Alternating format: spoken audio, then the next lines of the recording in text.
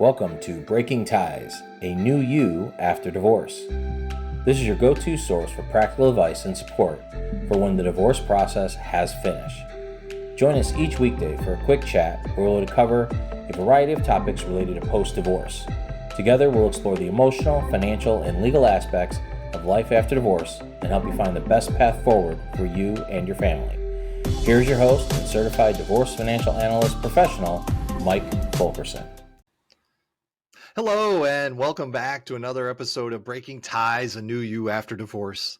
I'm your host, Mike Fulkerson, financial advisor and certified divorce financial analyst professional. And divorce severs legal ties, but emotional ties can linger. So today I want to discuss setting boundaries, essential tools for navigating your new reality. And we're going to start with why boundaries matter. Healthy boundaries really are essential for protecting your emotional well-being and establishing healthy dynamics after divorce. Got a few reasons why. One, you can have some reduced conflict. Clear boundaries minimize the potential for misunderstandings and arguments with your ex. You got some emotional protection where they shield you from negativity and allow you to focus on your healing journey. And then there's co-parenting success. Boundaries are critical for establishing clear communication and cooperation when co-parenting.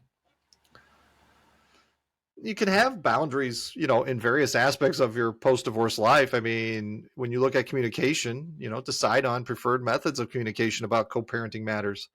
Text for scheduling, emails for detailed discussions, good old-fashioned phone call also works. There's social media. Consider whether you'll remain friends online, unfollow each other, or limit what you share. Personal lives, establish boundaries about discussing your dating life or your ex's new relationship with your children. Finances, adhere to the financial agreements outlined in the divorce decree. Avoid relying on your ex for additional support. We're going to want to communicate our boundaries. If we got them and we're going to use them, then we need to be able to let other people know how the boundaries are. So you're going to be clear and direct. State your expectations in a calm, assertive manner. Focus on I statements. So instead of accusatory language, use phrases like, I need some space, or I prefer to discuss via email.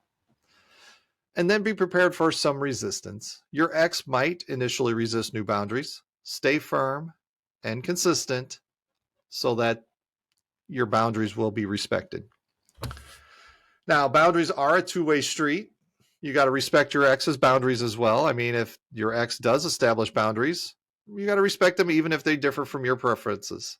Even if you don't like them, they're still their choice. And don't be afraid to enforce your boundaries. And you can do this from disengaging in conversations or situations that violate your boundaries. Seek support. It can be challenging to enforce boundaries. So talk to a therapist or a trusted friend for some guidance. Remember, boundaries are not about punishing your ex. They're about creating a healthy space for you and your children to thrive after divorce. And setting boundaries after divorce is really an ongoing process. It requires patience, communication, and a commitment to your well-being. By establishing clear boundaries, you can build a healthier, more fulfilling post-divorce life. I want to thank you for joining me on this episode of Breaking Ties, a new you after divorce. Should you have any questions, feel free, leave them in the comments or call or email. Divorce is not the end of your story. As you already know, it is the start of your next great chapter. And with that, take care.